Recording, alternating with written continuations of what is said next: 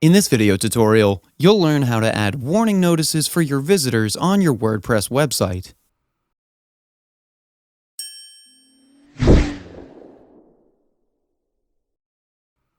To add warning notices for your viewers, first you need to install and activate the WP Notification Bar plugin. Now, I've already installed it, but if you need help installing a plugin on your website, we have a video explaining how to install a plugin. I'll link it in the description below. Now, if you notice, you'll see the notification bar icon on your dashboard. Go to the icon and click on Add New. Give this bar a title.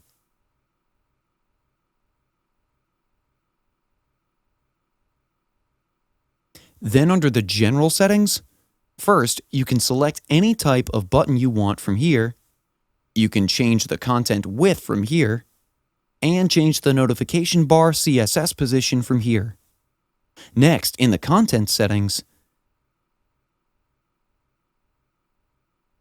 I'll write some text as an example here.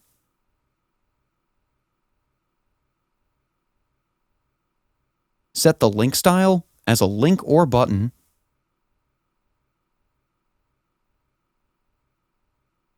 Then in the style settings, you can customize the bar from here. You can change the background color, text color, etc. Then in the conditions settings, you have to choose where to display the bar. So you can choose from here. I'm going to display this bar only on my home page.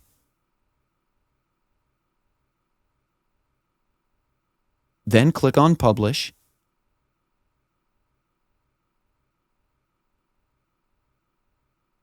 And now, when I go to the website, you can see the notice bar on the website. This is how you can add warning notices for your visitors on your WordPress website. That's it for today's video. If you have any questions or comments, please leave them in the comment section below. And if you like this video, please click on the like button. If you're new to our channel, hit the subscribe button and tap the bell icon so that you don't miss any of our future videos. Thanks for watching. We'll see you with the next one.